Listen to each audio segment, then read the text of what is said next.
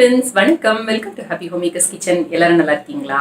இன்னைக்கு நம்ம வீட்லயே எப்படி நாச்சோஸும் சீஸ் சாஸும் செய்யறதுன்னு பார்ப்போமா. யூஸ்வலா தியேட்டருக்கு போனா நம்ம ஆசையா வாங்கி சாப்பிடுவோம், நம்ம குழந்தைங்களும் வாங்கி சாப்பிடுவாங்க. அதை வீட்லயே ரொம்ப சிம்பிளா ரொம்ப ஈஸியா செஞ்சிடலாம். வாங்க இப்ப எப்படி செய்யறதுன்னு பார்ப்போம்.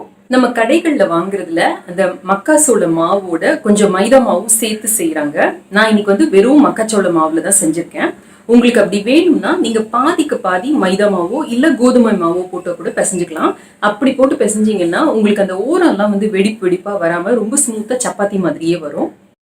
இதுக்கு தேவையான பொருட்கள் 1.5 கப் அளவுக்கு சோள மாவு. இது வந்து மஞ்சள் சோள மாவு அப்படின்னு கேட்டீங்கன்னா உங்களுக்கு கடைகள்ல ஈஸியா கிடைக்கும்.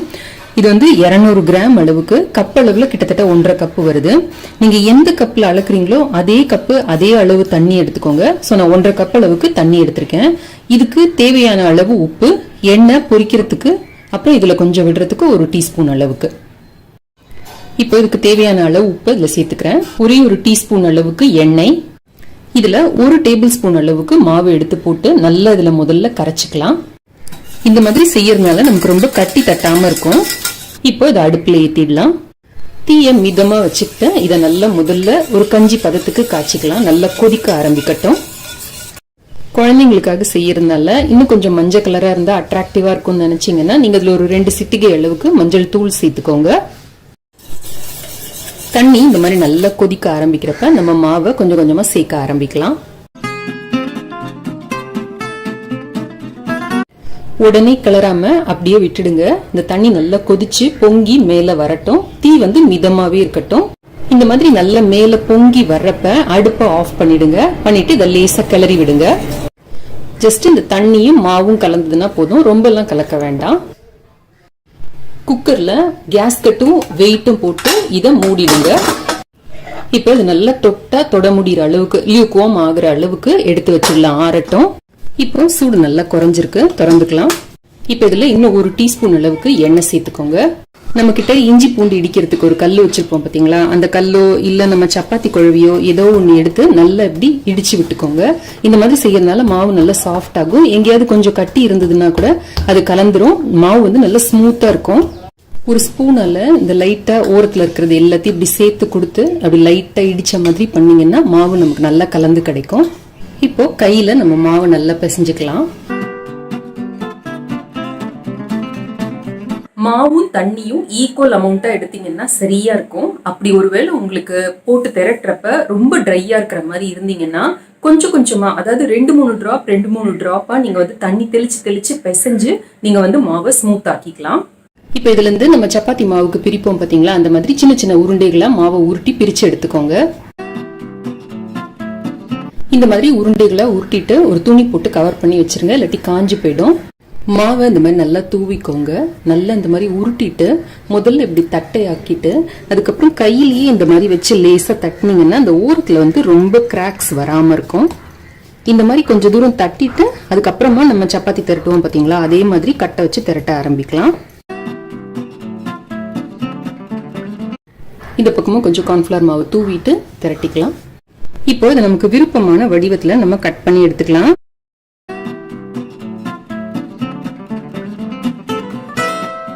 ஒரு ஃபோர்க் வச்சு லேசா இப்படி 2 இடத்துல குத்தி விட்டுடுங்க, உப்பாம இருக்கிறதுக்காக. எவ்வளவுதான் நம்ம வந்து அந்த ஃபோர்க்ல குத்தி விட்டோம் அப்படின்னாலும் சில நேரம் வந்து அது உப்பி வரும். பட் வந்து தட்டை மேல எல்லாம் நமக்கு அப்படியே பபிள்ஸா வந்து கிறிஸ்பியா இருக்கும் பாத்தீங்களா, அந்த மாதிரி நல்லாவே இருக்கும். அது கடைகள்ல கிடைக்கிற மாதிரி வேணும்னா நம்ம இந்த மாதிரி கட் பண்ணிக்கலாம்.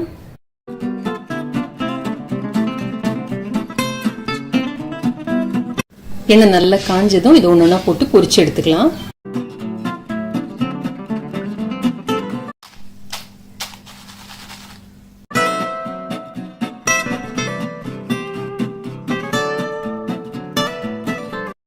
ஒரு பக்கம் வெந்ததும் இன்னொரு பக்கம் திருப்பி போட்டு நல்ல கோல்டன் கலரை கிறிஸ்பி ஆகுற வரைக்கும் பொரிச்சு எடுத்துக்கலாம். இத இப்போ நம்மளோட நாச்சோஸ் தயார். இது வந்து செஞ்சு சூடு ஆறுன உடனே ஒரு டப்பால போட்டு இறுக்கமா மூடி வச்சிடுங்க, ஏர் டைட்டா, இல்லாட்டி நம்பு போயிடும் சீக்கிரம். தியேட்டர்ல எல்லாம் யூஸ்வலா அந்த சீஸ் சாஸோட தான் தருவாங்க. நீங்க வேணும்னா வீட்டுல வந்து கொஞ்சம் வெங்காயம் அப்புறம் தக்காளி, அதுக்கப்புறம் கொஞ்சம் பச்சை மிளகா, கொஞ்சமா கொத்தமல்லி இலைகளை நறுக்கி போட்டுட்டு கொஞ்சமா லெமன் பிழிஞ்சு விட்டு உப்பு போட்டு கலந்து அதை தொட்டு சாப்பிட்டீங்கன்னாலும் இதுக்கு வந்து ரொம்ப டேஸ்டா இருக்கும். இந்த கலவையோட நீங்க வேணும்னா அவகேடோவை கட் பண்ணி சின்ன சின்ன பீஸா போட்டு நல்லா மசிச்சு அதை சேர்த்து கூட சாப்பிடலாம். அதுவும் ரொம்ப டேஸ்டா இருக்கும். சீஸ் சாஸ் செய்யறதுக்கு 2 டேபிள் ஸ்பூன் அளவுக்கு வெண்ணெயை ஒரு பேன்ல சூடு பண்ணிக்கோங்க. இதுல 1 டேபிள் ஸ்பூன் அளவுக்கு கார்ன்ஃபிளவர் மாவு சேர்த்துக்கோங்க. உங்களுக்கு வேணும்னா கோதுமை மாவு, மைதா மாவு எது வேணாலும் சேர்த்துக்கலாம். தீயை நல்லா மிதமா வச்சுட்டு இந்த மாவு நல்லா பொரிஞ்சு வாசனை வர வரைக்கும் வறுத்துக்கோங்க. மாவு நல்லா வறுப்பட்டு இந்த மாதிரி பொரிஞ்சு வர ஆரம்பிக்கிறப்ப இதுல 1 கப் அளவுக்கு பாலை கொஞ்சம் கொஞ்சமா சேர்த்துக்கோங்க. இதுல ஒரு சிட்டிகை அளவுக்கு உப்பு சேர்த்துக்கோங்க. தீயை மிதமா வச்சுக்கிட்டு கட்டி தட்டாம நல்ல ஒரு பேஸ்ட் மாதிரி ஆகுற வரைக்கும் இதை வந்து குக் பண்ணிக்கலாம். கொஞ்ச நேரத்துல இந்த கலவை வந்து நல்ல திக்கா வந்து நம்மளோட ஸ்பூன் இல்ல ஸ்பாச்சுலா எதா இருந்தாலும் கோட் பண்ற அளவுக்கு வந்துடும். சோ இந்த மாதிரி கன்சிஸ்டன்சில வந்திருக்கிறப்ப இதுல 1 கப் அளவுக்கு சீஸ் சேர்த்துக்கோங்க. சீஸ் சேர்த்துட்டு ஒரு கிளறி விட்டுட்டு அடுப்பை ஆஃப் பண்ணிடுங்க. அந்த சூடே போதுமானதா இருக்கும் அந்த சீஸை உருக வைக்கிறதுக்கு. இதுல வந்து நீங்க செடார் சீஸும் சேர்த்துக்கலாம், இல்ல மொசரல்லாவும் சேர்த்துக்கலாம். நான் வந்து பாதி மொசரல்லா பாதி செடார் சீஸ் அந்த கலவை சேர்த்திருக்கேன்.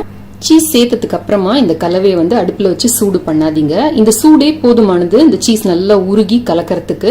இப்ப பாருங்க எவ்வளவு ஸ்ட்ரிங்கியா வந்திருக்கு நம்மளோட சீஸ் சாஸ் அப்படின்னு. அவ்வளவுதாங்க, நம்மளோட சீஸ் சாஸ் தயார். இதை இப்படியேவும் சாப்பிடலாம். இதுல வந்து சீசனிங் உங்களுக்கு என்ன வேணுமோ சேர்த்துக்கலாம்.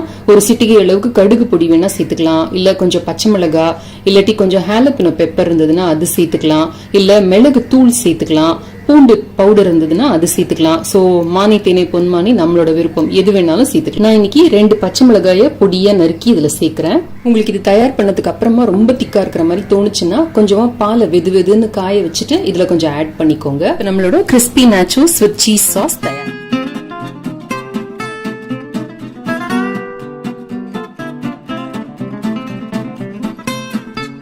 சின்ன சின்னதா போட்ட சிப்ஸ்ல சாட் மசாலா, கொஞ்சமா மிளகாத்தூள் இல்ல மிளகுத்தூள் இல்ல சீஸ் பவுடர் அந்த மாதிரி கூட தூவி சாப்பிடலாம். இப்ப நான் சாட் மசாலா, அப்புறம் சில்லி பவுடர், அப்புறம் ஆம்ச்சூர் பவுடர் சேர்த்திருக்கேன்.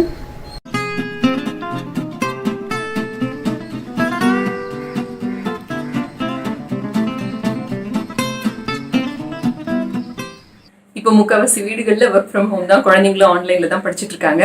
சோ ஒரு பவுல் ஃபுல்லும் பாப்கார்ன், ஒரு பவுல் ஃபுல்லும் இந்த நேச்சுரல் சிப்ஸ் பிளஸ் இந்த சீஸ் சாஸ் செஞ்சு வச்சுக்கிட்டீங்க அப்படின்னா மூவி பாக்குறது உங்களுக்கு ஒரு நல்ல எக்ஸ்பீரியன்ஸா இருக்கும்.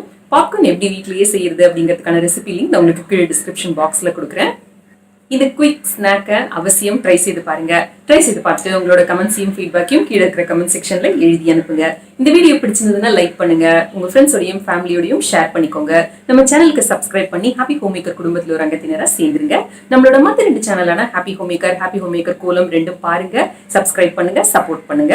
நம்ம சேனல்ல வர வீடியோஸ்ல இருந்து ஏதாவது ஐட்டம்ஸ் நீங்க ட்ரை பண்ணீங்க அப்படின்னா இன்ஸ்டாகிராம்லயோ ஃபேஸ்புக்லயோ என்ன டேக் பண்ணி விடுங்க. என்னோட இன்ஸ்டாகிராம் ஐடி happyhomemaker_தமிழ், என்னோட ஃபேஸ்புக் ஐடி happyhomemaker தமிழ். நம்ம வீடியோல வர ப்ராடக்ட்ஸ் ஏதாவது வாங்கணும் அப்படின்னா கீழே அமேசான் லிங்க்கும் இருக்கு. இணைந்திருங்கள் ஹாப்பி ஹோம் மேக்கர் சேனலுடன். என்னாலும் நன்றி, வணக்கம். ஆரோக்கியமான சமையல், ஆனந்தமான வாழ்க்கை.